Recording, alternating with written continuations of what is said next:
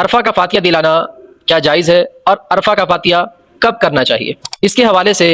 عوام میں بہت سی من گھڑت باتیں بھی مشہور ہیں، جیسے اگر عرفہ کا فاتحہ نہ دلائی جائے تو روحیں بھٹکتی رہتی ہیں، کیا یہ درست ہے؟ سب سے پہلے عرفہ کا فاتحہ دلانا بالکل درست اور جائز ہے، یہ ایصال ثواب کی ایک صورت ہے۔ اگرچہ عرفہ کے نام سے فاتحہ دلانے کے اوپر قرآن و حدیث میں صراحتاً ذکر نہیں ملتا کہ عرفہ کا فاتحہ دلائی جائے، یہ واجب یا سنت ہے، ایسا نہیں ہے، لیکن میت کو قرآن پاک کی تلاوت کے ذریعے، ورد و اذکار کے ذریعے، صدقہ و خیرات کے ذریعے ایصال ثواب کرنا بالکل جائز اور مستحسن ہے، جس کا ثبوت ہمیں قرآن و حدیث سے ملتا ہے۔ فقہ کی ایک مشہور کتاب بدائع الصنائع، جس کے مصنف ہیں علامہ کاسانی رحمۃ اللہ علیہ، جو کہ 800 سال پہلے کے بزرگ ہیں، آپ نے ایصال ثواب کے حوالے سے تفصیلاً ذکر فرمایا ہے کہ حضور علیہ الصلوۃ والسلام کے زمانے مبارک سے اب تک ایصال ثواب کا معاملہ چلتا رہا ہے، کیا جاتا رہا ہے، یہ بالکل جائز اور مستحسن ہے۔ لیکن کچھ باتیں جو لوگوں میں خاص کر عورتوں میں مشہور ہے کہ 13 یا 14 شعبان کو ہی عرفہ کا فاتحہ دلانا لازم ہے، اسی طرح میٹھی چیز پر ہی فاتحہ دلانا ہے، اگر عرفہ کا فاتحہ نہ دلائی جائے تو روحیں بھٹکتی رہتی ہیں،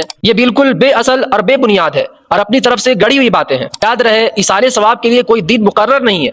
آپ جب چاہیں ایصال ثواب کر سکتے ہیں، تو اسی لیے یہ کہنا بالکل درست نہیں کہ 13 شعبان یا 14 شعبان کو ہی عرفہ کا فاتحہ دلانا ہوگا، بلکہ آپ جب چاہیں فاتحہ دلا سکتے ہیں۔ ایک اور اہم بات کہ عرفہ کا فاتحہ دلانا ہو یا کوئی اور فاتحہ خوانی ہو تو گھر والے کئی سارے فاتحہ کراتے ہیں، مثلا فلاں کے نام سے کر دیجئے، پھر شرنی رکھتے ہیں، پھر کہتے ہیں فلاں کے نام سے کر دیجئے، فلاں بزرگ کے نام سے کر دیجئے، یعنی 3-4 مرتبہ فاتحہ خوانی کرواتے ہیں۔ اس کو لازم سمجھنا بالکل درست نہیں ہے، آپ چاہیں تو ایک بار میں ہی فاتحہ ہو سکتا ہے، ایک ہی بار شرنی رکھیں اور جو بھی قرآن پاک کی تلاوت کی گئی ہے، ورد و اذکار کیے گئے ہیں، ان سب کو امام صاحب کو بتا دیجئے، وہ ایک ساتھ سب کے نام سے فاتحہ کر دیں گے، اور یہ بالکل درست ہے اور یہی صحیح طریقہ ہے۔ اس ویڈیو کو زیادہ سے زیادہ لوگوں تک شیئر کریں۔